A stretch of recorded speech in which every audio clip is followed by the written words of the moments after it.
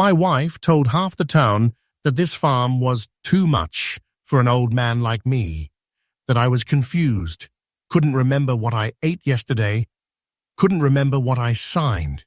She quietly listed the land for a quick sale and told the realtor I already had papers saying I was incompetent. Only thing is, on the day of closing, the man who walked into that real estate office wasn't some senile old fool. It was me walking in with the county clerk, my neurologist's report, and a phone playing back every lie she told about a disease I don't even have. My name's Harold. I'm 68.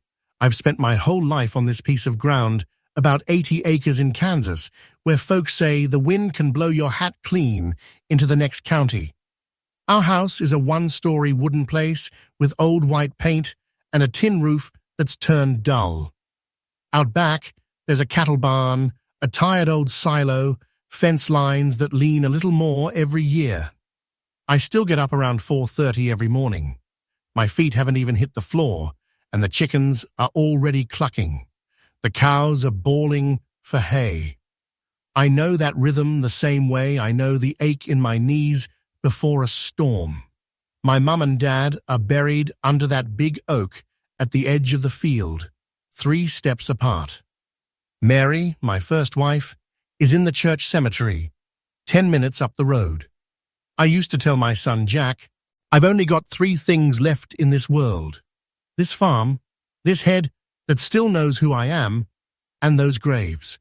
If I lose one more piece, I'm not sure I'm Harold anymore. I just didn't know people would try to take both the land and my mind at the same time. When I was a young man, I never thought there'd be a Linda in my story. I figured I'd grow old with Mary and our kids.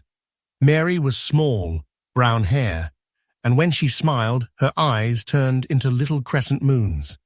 I met her behind a bookshelf in the town library. She was on one side, I was on the other, and we both reached for the same Steinbeck novel. I'd never believed in meant to be until her fingers brushed mine. I've only got 3 things left in this world. This farm, this head that still knows who I am, and those graves. If I lose one more piece, I'm not sure I'm Harold anymore. I just didn't know people would try to take both the land and my mind at the same time. When I was a young man, I never thought there'd be a Linda in my story. I figured I'd grow old with Mary and our kids. Mary was small, brown hair, and when she smiled, her eyes turned into little crescent moons. I met her behind a bookshelf in the town library. She was on one side, I was on the other, and we both reached for the same Steinbeck novel. I'd never believed in meant to be until her fingers brushed mine. We married young, saved every penny to buy a little more land around my parents' place. We had 2 kids, Jack and Megan. I worked the fields. Mary did the books, cooked, drove the kids to school. At night, when the kids were asleep, she'd come sit on the front steps with me.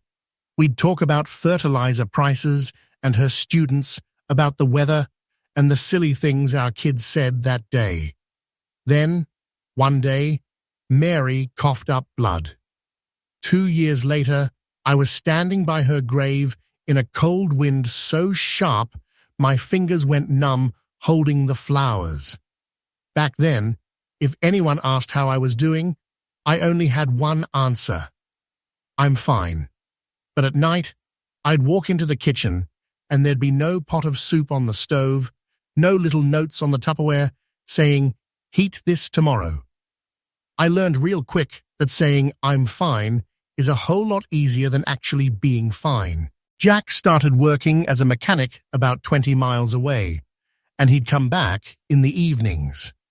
Megan was off at college in Denver. It was just me on the farm.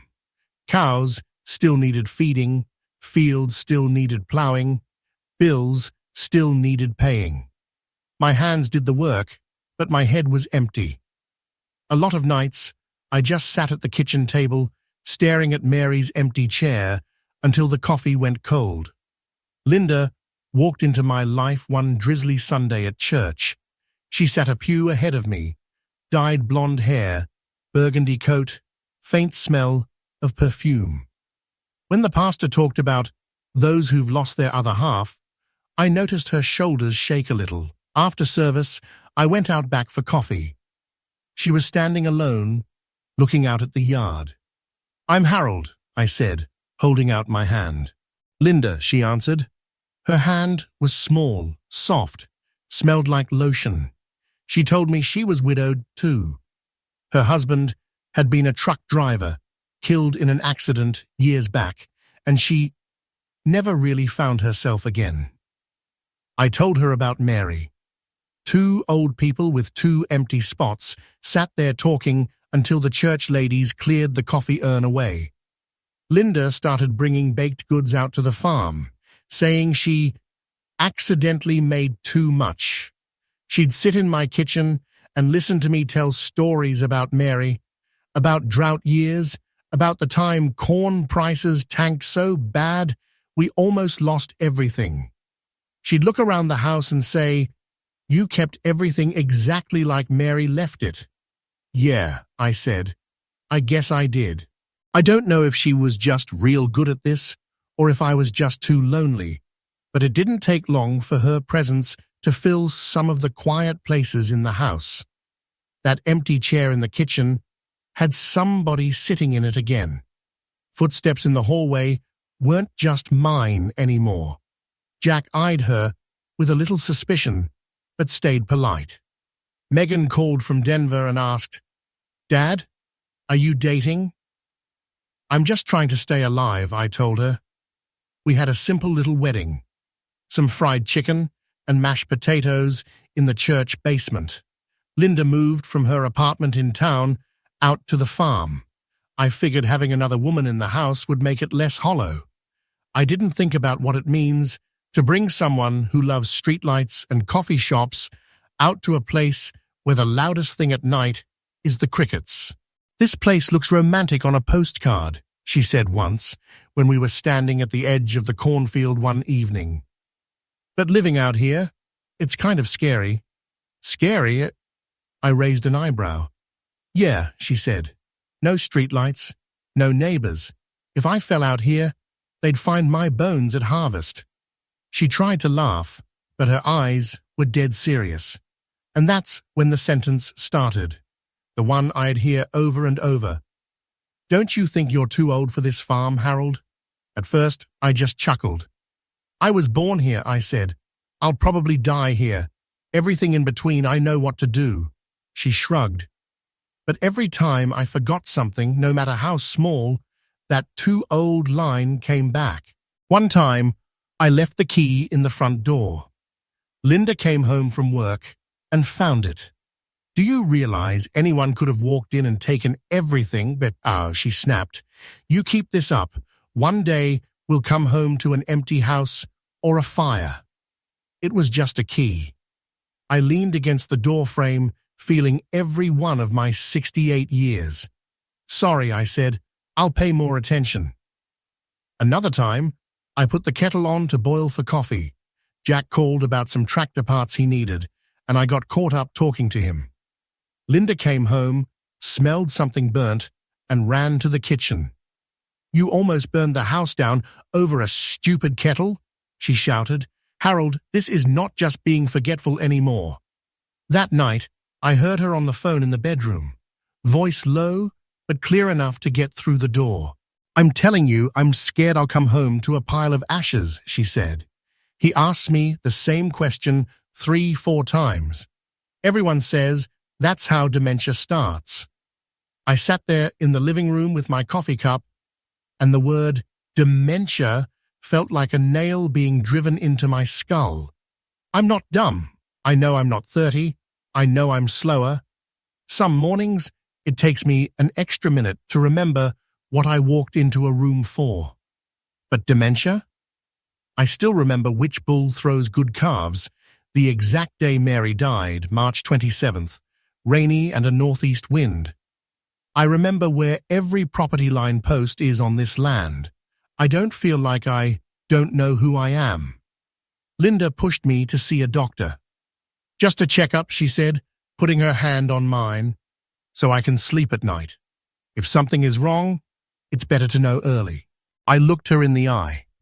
There was a little worry there, and something else I couldn't put a name to. But I agreed. Better to know than lay awake wondering. The neurologist's office was an hour away in the city. Bright lights, white walls, the smell of antiseptic. They had me do all the tests, a list of words to remember, little drawings to copy, connecting letters and numbers, counting backward. I did fine, except my hands shook on some of the drawings. At the end, the doctor looked at me over his glasses. "Mr. Brooks," he said, "for your age, your memory is actually pretty good. Very mild decline, but nowhere near dementia. You're fully competent to handle your finances, your land, your medical decisions. Sleep more, stress less, keep your mind active, and we'll check again next year." I nodded, took the report home, and laid it on the kitchen table. Linda opened it and skimmed. "Well, doctors always sugarcoat it," she said. "They don't live with you like I do." I watched her eyes close around something. After that, Linda barely mentioned the line that said fully competent. But her stories about Harold forgetting, Harold almost burning the house down, Harold asking the same thing 3 times, spread all over town. At church, I started noticing people watching me a little longer, smiling at Linda with that "poor you, caring for that old man" look. I heard someone whisper, "He'll be in assisted living soon enough." I let it slide. You live long enough, you learn not to chase down every comment. But little things like that, pile them up long enough, they start to weigh. The first hint that the farm wasn't just too much for me in Linda's mind, but also a hot property in her eyes, came one fall afternoon. I was climbing up on the tractor, getting ready to run it over to the west field, when I saw a white SUV parked on the gravel road. A young couple got out. The husband lifted his phone and started taking pictures of the house, the barn, the fields. I shut off the engine and walked down to the fence. "Can I help you?" I called. The man jumped a little, then smiled. "Oh, sorry," he said. "We're just admiring the view. Beautiful place." "Funny way to admire," I said. "Through a camera." He laughed nervously. "We were just thinking," he said. "Maybe when we retire, having a place like this would be nice." He grabbed his wife's arm, and they got back in the SUV and drove off. That night, I told Linda. She was chopping vegetables, knife tapping the cutting board. "Oh," she said, "they're probably land investors. Folks are buying up farms, subdividing, putting houses on them. Prices are high right now." "Yeah," I said, "but this one's not for sale." She didn't answer. Her mouth curled just a little. A week later, I saw a piece of mail on the kitchen table with a local real estate logo. "Interested in selling your acreage? Call us for a free evaluation." Linda folded it up quick and tossed it in the trash when she saw me looking. "Junk mail," she said. "They send these to everybody." I bent down, fished it out of the trash, and took a closer look. At the bottom, in pen, was the name, Linda, and a cell number. I didn't say a word. I slipped it into my "might need this someday" drawer. I started paying closer attention to Linda's phone calls. A lot more acreage, listing, fast closing, as-is condition. Those aren't words you pick up working the front desk at a dentist's office. That's realtor language. One afternoon at the post office, the clerk handed me a thick envelope with the county seal. "Some paperwork from the county," she said. I hadn't even opened it before Linda came hustling in with groceries, grabbed it right out of my hand. "I'll take that, Harold," she said. "Probably just tax stuff. I'll handle it." That envelope never reappeared. When I asked about it that evening, she waved me off. Just tax notices, she said. I called them. It's handled. I looked at her. There are liars who won't meet your eye, and then there are liars who look right into your face like they can force you to believe them. Linda is the second kind. I didn't push. But that night, I lay in bed, staring at the ceiling, listening to the wind rattle the tin, and thinking about waking up one morning and finding out I didn't legally own the ground under my own boots. The answer came one winter afternoon when Jack slapped a stack of paper down on my kitchen table. "Dad," he said, voice tight, "when did you agree to sell the farm?" I looked at him, then at the pages. They were printouts from a real estate website, picture after picture of my place, my house, my barn, my fields. Underneath, 80-acre family farm, perfect for development or hobby farming. Elderly owner, moving to assisted living. Quick sale preferred. Listing agent, Tom Harris. Tom. I knew Tom. Agent in town, sits with us at church sometimes, shakes my hand, tells me how gorgeous my farm is. I stared at the line, elderly owner moving to assisted living. I have never told anyone I wanted to move to assisted living. I haven't even wrapped my mind around leaving this house. Linda walked in with a laundry basket, saw the printouts, and froze. "That," she started. "You gonna tell us it's junk mail?" Jack snapped. "Or that you're just testing the market?" Linda set the basket down, peeled off her coat, took a deep breath. "All right," she said. "I knew you'd react like this. I was just thinking about our future. Harold, you're tired. Your knees hurt. Your back hurts. You almost burned the house down over a kettle. I don't want the day to come when you fall in the barn and I find you frozen one morning."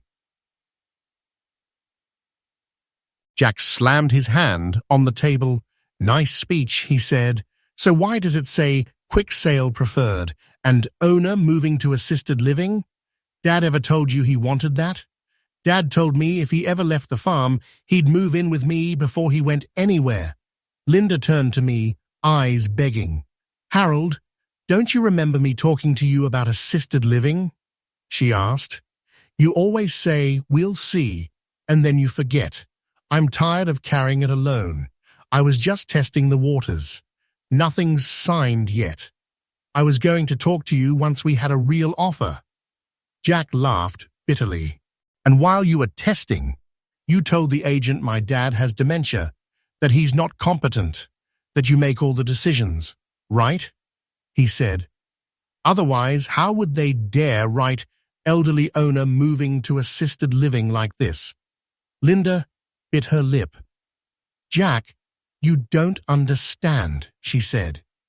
"Your dad isn't the man he was. He forgot your sister's birthday call. I had to remind him. I live with him day in, day out. You show up some evenings and think you know. And you think that gives you the right to tell strangers he's not all there?" Jack shot back. I raised my hand. "That's enough," I said, my voice rough. "Let me talk to Linda alone." Jack looked at me, still burning. "You want me to leave?" he asked. "Yeah," I said. "Go on home. I'll call you." He hesitated, then scooped up the printouts and stuffed them in his coat. "Don't sign anything, Dad," he said at the door. "Don't put your name on a single page without me." The door shut, just me and Linda in the kitchen. Winter light slanted in through the window across the table. "How many people have you told I have dementia?" I asked, slow. Linda crossed her arms and leaned against the cabinets. "I only told a few friends," she said. "And Tom and Megan. I'm worried about you. I thought if everyone knew, they could help me convince you." "Convince me to what?" I cut in. "Put my name on papers selling my farm." She fell quiet for a second, then flared back. "Harold, I'm your wife," she said. I have rights here too. I've lived out here for years, put up with the smell, the mud, the loneliness. I want a brick house in town, near a hospital, near stores, near people. I don't want my life to end in this lonely place. The words "I have rights" echoed around in my head. She does have rights as a wife, but those rights don't include putting a fake diagnosis on my head to make a sale easier. That night, Megan called. "Dad," she said, "Linda told me you're declining. I'm worried about you. Selling the farm might not be such a bad idea. You and your brother live in the city and in town," I said. "I get why you'd think that. But this farm didn't start with Linda, and it's not going to end because of a call she made to Tom." "But you forgot to call me on my birthday, Dad," she said, voice thick. "You've never forgotten that, ever. Remember when I was 3 and you forgot to kiss me goodnight? You apologized all day after. And now—" I closed my eyes. "You're right," I said. "I forgot. I remembered the next day and called. You didn't pick up. I'm slower than I was, but slower doesn't mean I don't know who I am, sweetheart." She was quiet a long moment. "I don't know who to believe," she finally whispered. "Linda cries and says you're slipping fast, says she's scared we'll realize it too late." "Then don't believe either one of us," I said. "Believe the paperwork, and don't just listen to the loudest crier in the room." The next day, I drove down to the county building. The clerk's office is on the first floor, smells like old paper and stale coffee. Maps of the county hang on the walls, lines and numbers showing who owns what. I've walked in there more times than I can count, to pay property tax, change names on deeds when my parents died. The clerk, Sue, went to high school with me. Her hair's grey now, glasses slipping down her nose. "Harold," she said, "long time no see, that doesn't involve tax bills." "I've got a question," I said, trying to smile. "Sue, can you tell me if there's been any activity on my farm?" She gave me the look of somebody who's been around long enough to smell trouble in the air, then swiveled to her computer. "What parcel?" she asked. "All of it," I said, handing her the numbers. She typed, scanning the screen. Then she stiffened. "There's a deed being drafted," she said slowly. "Transfer from Harold and Linda Brooks to an unnamed buyer. Linda's signature is on it. Your line is blank. There's also a note, nothing official from a court, but it says, 'Owner suffers from cognitive decline. Wife managing all affairs.'" She turned in her chair and looked me dead in the eye. "Did you know about this?" she asked. My throat went dry. "No," I said. "I haven't seen a single page. Linda told me it was just tax paperwork." Sue sighed.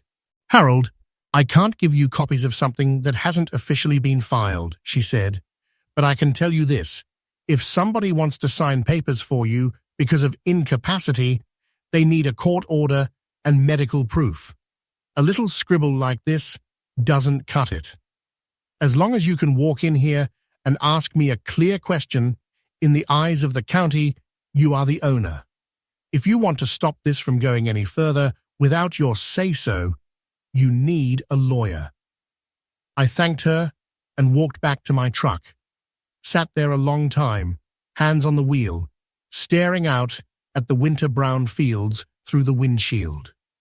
The wind rocked the truck a little. All I could think was, they're trying to take the ground and blame it on my brain. That afternoon, I called Jack. "You busy?" I asked. "I'm at the shop," he said. "What's up?" "I need you to come with me to the doctor," I said, "and to see a lawyer, and I need you to hear a conversation on this phone." He didn't ask anything else, just said, "I'll be there." I went back to the neurologist with Jack this time. The doctor remembered me. "Feeling worse?" he asked. I'm not sure how I feel, I said, but my wife thinks I'm halfway gone. I told him about the listing, the note at the county office. He frowned.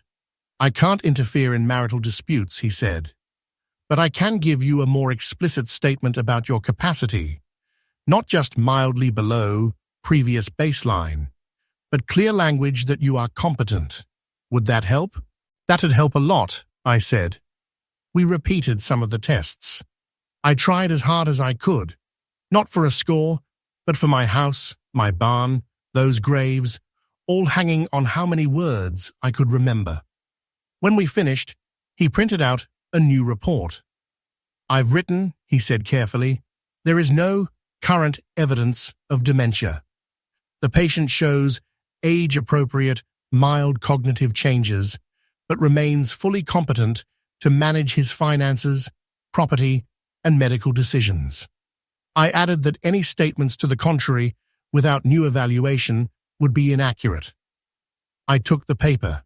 My hands shook, but my heart felt a little steadier.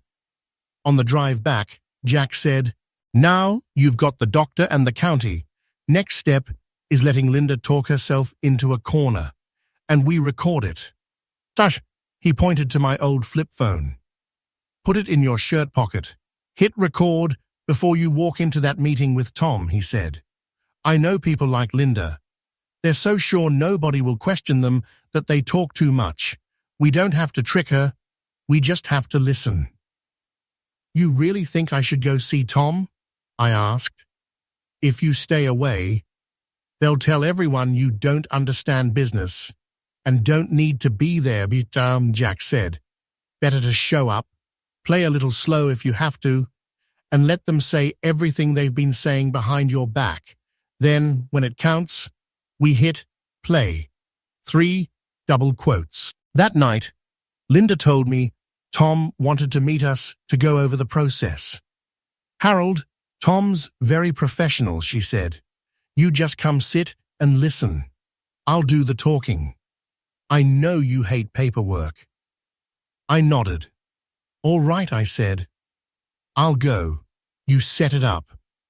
In the pocket of my coat, that old phone was set to start recording with one button. I might be old, but I can handle one button. Tom's office was on the second floor of a red brick building downtown, sign out front. Harris Realty.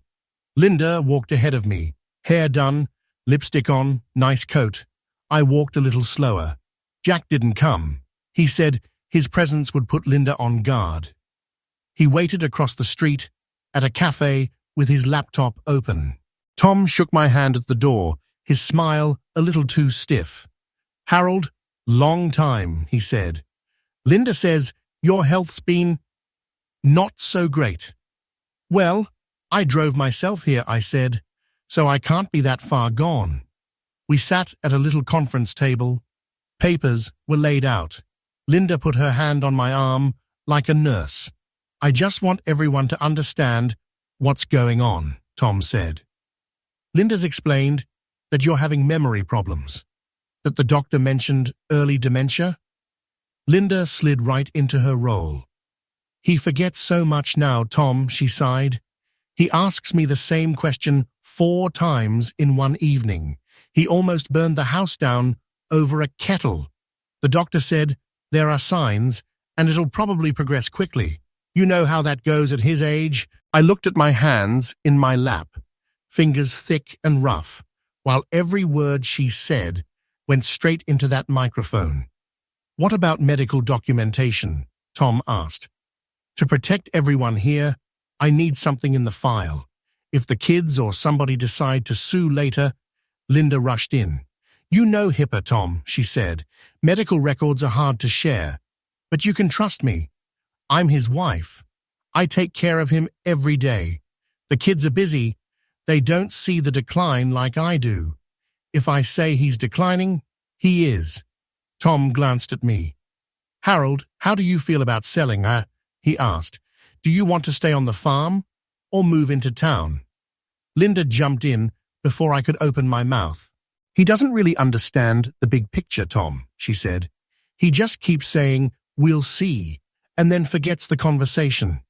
I think it's best if we decide, while he's still present, sell while the land's worth something, and get him somewhere safe with people around. I lifted my eyes and looked at Tom. For half a second, I saw a flash of discomfort. But then commission checks won out over conscience. "We'll need Harold's signature," he said, voice cautious. "But if there's a dispute later, your explanation will help us." Linda nodded eagerly. "I know," she said. "I just want what's best for him." Best. That's a word people like to hide behind while they do what's best for themselves. The meeting dragged on. They talked about price, about splitting the land, about contracts and timelines. Every so often I asked a simple question. Let Linda correct me. Let her build her story bigger. The phone stayed tucked in my shirt pocket, recording every word. When we walked out, Linda hooked her arm through mine. "See?" she said. "Not so scary. I'll handle it all. You just relax, read the paper, watch TV. I promise." I looked at her. "Promise what?" I asked. "I promise I won't let you worry," she said, eyes wide. That night, in the dark of the equipment shed, Jack and I sat at an old wooden table and played the recording back. Linda's voice filled the shadows, layered over the sound of cows shifting in their stalls outside. "They're trying to kill you, Dad," Jack said, hitting pause. "Not with a gun, with paper. They want people to believe you're gone, so they can take what's left." I looked at him. "Nobody can kill me if I still know who I am," I said. "Now call the lawyer." The attorney Sue recommended was a small woman with salt and pepper hair named Carol. She specialized in estate planning and elder law, the invisible world of documents that old folks like me hate dealing with, which makes it easy for other people to take advantage. After she heard everything, listened to the recording, read the medical report, she sat back and said, "Mr. Brooks, you're sharper than a lot of 40-year-olds I've dealt with. The problem isn't your memory. The problem is somebody wants to tell your story in a way that benefits them." "What do we do?" Jack asked. "First," Carol said, holding up a finger, "we stop any transfer cold. I'll send a formal letter to Tom and to the county stating that any transaction involving your farm requires your presence and your signature. If those aren't there, we treat it as fraud and act accordingly. Second," she went on, "when they schedule a closing, the signing, we want you in the room. I want your neurologist's report in my hand, and I want that recording on your phone." Jack smirked. "So we let them think they've already won," he said, "then walk in at the end." "Exactly," Carol nodded. "Someone like Linda believes her own lies. The only way to stop that is to make her hear her own words in front of other people. I won't have to argue much after that. I'll just press play." I leaned back. I was tired, but for the first time in weeks, I could see a path that wasn't just shouting in my kitchen. It led to a different room, with a long table and too much paper, where signatures stick harder than any argument. The closing got set for a Friday morning. Linda told me Thursday night at dinner. "I have to run into town tomorrow," she said, sounding casual. "Just some errands at the bank and county. You stay home and rest. It's cold. Don't go out in the barn alone." I nodded and didn't say a word. My best shirt was already ironed and hanging in the closet. A blue plaid button-down, my least worn pair of jeans. On the table, the neurologist's report and a copy of Carol's letter to the county sat in a neat folder. I got up earlier than usual that day, fed the cows, checked the barn doors. The air was sharp and cold, frost on the grass. I walked down to that old oak by the graves and said, "If either of you are sitting up there watching, you're probably laughing that your old boy finally learned how to use the law. Around 8, Linda pulled out of the driveway, lipstick on, hair done, fancy coat buttoned. I waited 10 minutes, and then Jack's truck rumbled in. He drove me to town. Linda thinks you're shoveling manure, Jack grinned. Cows are already fed. We met Carol out front of the brick building. She wore a long coat and carried a briefcase. Her eyes were sharp as barbed wire. Tom didn't tell you the exact time, did he? She asked. But the county forwarded me the schedule. Let's go. Upstairs in the little conference room, Linda and Tom sat at the table with a middle-aged couple. Papers were neatly stacked. Coffee cups sweated on coaster rings. This is a rare opportunity, Tom was saying. Close to town, good roads, perfect for a subdivision. The door opened. Heads turned. Linda's face went from flushed to chalk white in 2 seconds when she saw me, then Carol, then Jack in the doorway. Harold, what are you doing here? She stammered. I told you to stay home. I figured the man whose farm this is ought to be here when people start telling stories about it, I said, pulling out a chair. Carol introduced herself and handed her card to the buyers. I'm attorney Carol Lewis, representing Mr. Brooks, she said. Before anybody signs anything, we need to clear up a few points. First, about his mental capacity. The buyers glanced at each other. The husband said, We were told he had dementia, that his wife handles everything now. Carol gave a tight smile. You were told that, she said, by someone other than a doctor or a judge. She pulled the neurologist's report from her briefcase and laid it on the table, sliding it toward them. This is the most recent evaluation from Mr. Brooks's neurologist, she said. It states very clearly, no dementia, age-appropriate mild cognitive decline, fully competent. I can read it out loud if you'd like. Tom swallowed. Linda jumped in. You don't understand, she said quickly. Doctors always sugarcoat things. They don't live with him. They don't see the day-to-day reality. I live with paperwork, Carol replied, still calm. And I live with the law.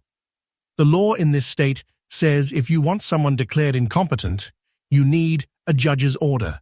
No one here has that. Do they? Silence. Tom stared at the table. Nobody said a word. Second point, Carol said, turning to Tom, is what was said between you and Mrs. Brooks when this listing and this contract were put together. She looked back at me and nodded once. I pulled out my old flip phone, set it on the table, and hit play. Linda's voice filled the room. He forgets so much now, Tom. The doctor said dementia's starting. You know how fast things can go at his age. Then, Tom's voice. What about medical records? I need something to cover us if the kids do.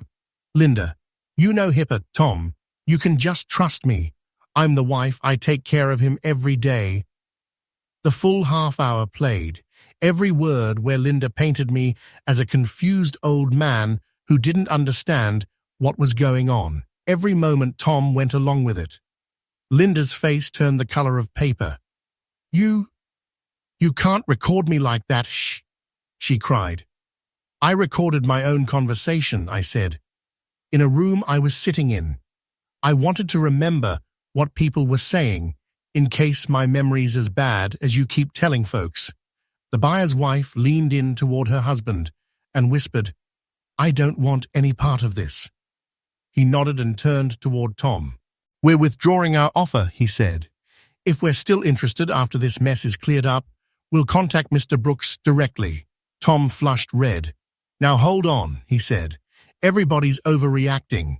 If you keep pushing this deal knowing the dementia story is false, Carol cut in, you're volunteering to have a very long conversation with the Real Estate Commission and possibly a civil court about fraud and misrepresentation. Tom slumped down in his chair, rubbing his forehead. Fine, he muttered. This one's dead. Linda stared at me, tears in her eyes, but not the kind that pull at your heart. The kind that appear when people are mad they got caught. "You win," she said, voice shaking. "You and your son. You both never wanted me here. You always treated me like an outsider. I just wanted a less miserable life, a decent house. I don't want to die out on that damn farm." I looked at her a long moment. My feelings were a mess, anger, grief, bone-deep tired. "If you don't want to die on that farm, you're free to leave," I said. "I won't chain you to the porch, but you're not taking the farm with you. You didn't need to invent a disease for me to understand you wanted something else. You could have just told the truth." Her mouth opened, then shut again. The stack of contracts in front of her, those neat little papers she thought were as good as money in the bank, might as well have been scrap. Jack leaned against the wall, some of the tightness leaving his shoulders. Carol started gathering her documents, speaking with Tom about how to flag the county records, so any future transaction would require my verified consent. I pushed my chair back. "I think I'm done here," I said. "The rest is between lawyers." I walked out. As I stepped through the doorway, I heard Carol say to Linda, her voice no longer quite so gentle, "Mrs. Brooks, if you tell one more person that Harold doesn't understand anything so you can sign on his behalf, I will personally walk him into court. And next time, we won't just be talking about a real estate deal." The house was quiet for a few days after that. Linda packed boxes, called friends, cried more than she spoke. She told Megan on the phone that I'd turned Jack against her, that my son hated his stepmother. Megan drove in from Denver and stood in my kitchen looking back and forth between us. "I want to hear both sides," she said. Linda went first, voice full of outrage, emphasizing every time I'd forgotten something, every time my hands shook, talking about how terrified she'd been that I'd burn the house down or fall in the barn. She painted herself as the saint who only wanted to take care of her old husband. I didn't interrupt. When she was finished, I handed Megan the neurologist's report. Then I played her the recording. Megan listened, jaw tightening. "You told the agent Dad had dementia," she said to Linda, voice shaking. "You told me the doctor said dementia had started. That's not what this report says. That's not a misunderstanding, Linda. That's lying." Linda looked away. "Your dad's not perfect," she protested weakly. "He forgot your birthday. He forgets the stove." "Forgetting my birthday hurt," Megan said, tears in her eyes. "But it doesn't give you the right to tell half the town he's lost his mind. I'm not letting anybody call my father senile just so it's easier to sell his land." Linda grabbed her purse and stomped upstairs. That night she slept in the spare room. A few days later, a taxi pulled up out front. She brought down 2 suitcases, loaded them, and climbed in. No hug for me, no hug for Megan. She just stuck her head back out the window and said, "I hope someday you realize who really cared about you." I stood on the porch and watched the car drive down the gravel road, disappear behind the stand of trees. The wind cut through my coat. Jack walked up beside me. "You sorry she's gone?" he asked. "For a while we almost lost the farm," I said. "As for her, I don't know. Maybe I loved Linda at some point. Maybe I just loved the empty space she filled. Either way, if she wants a different life, she has the right to go. I just wasn't going to let her take my ground with her." Carol helped me redo my will. We cleaned up the title, made sure the farm was legally separate property, something I had before this second marriage, so if Linda ever came back with a lawyer, she'd have a hard time touching it. "Who do you want it to go to?" Carol asked. I thought about Jack and Megan, about harvest seasons when they were little, riding on the tractor fender, laughing.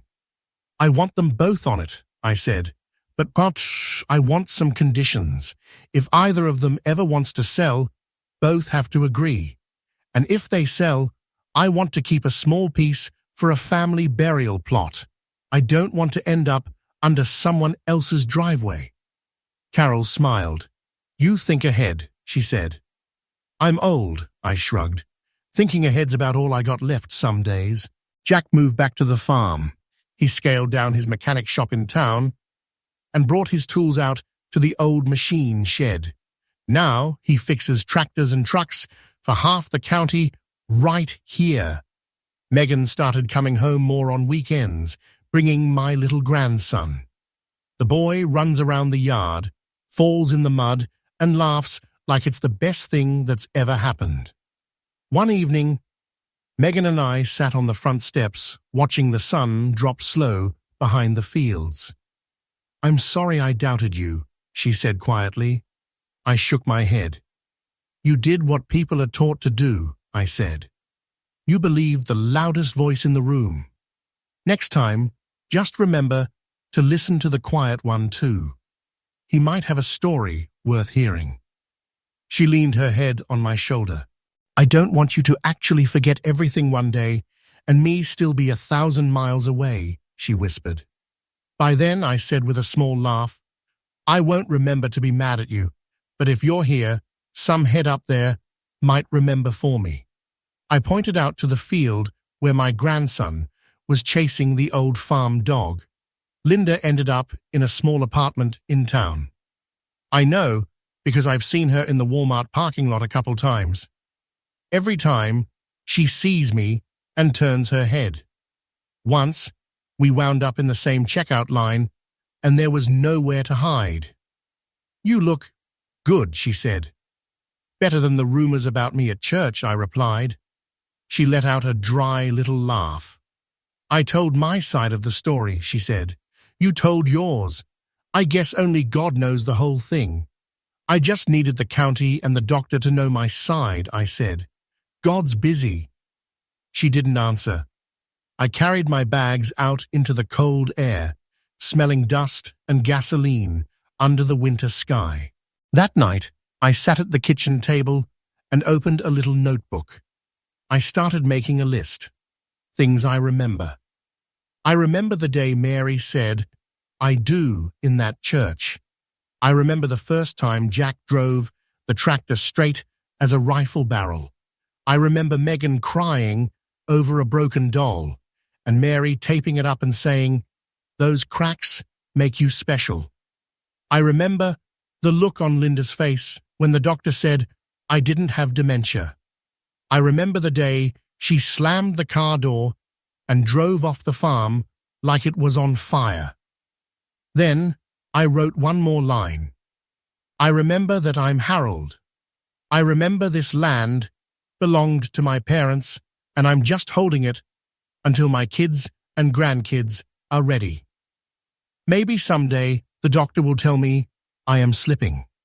If that day comes, I want someone to find these words and know that at least once this old brain was clear as a bell. If you're listening to this, you might live a long way from Kansas. Maybe you don't have a farm, or cows, or a silo. Maybe what you have is a little house, a shop, a sewing room, a garden. And maybe there's someone near you saying, "You're too old. You don't understand this stuff. Just let me sign for you." Getting old doesn't mean you vanish. Forgetting where you left your glasses doesn't mean you've lost the right to sign your own name. If someone starts throwing around words like dementia, incompetent, not all there as a way to push you out of decisions about your own property, don't just sit there and swallow it. Do what an old farmer in Kansas did. Go see a doctor. Go down to the county clerk. Go talk to a lawyer. Ask if your name is still on the deed. Ask if the law still recognizes that the head on your shoulders belongs to you.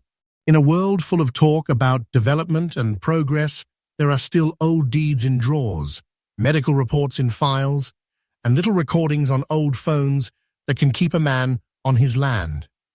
I don't know what this farm will be when I truly start forgetting. Maybe Jack will split it up.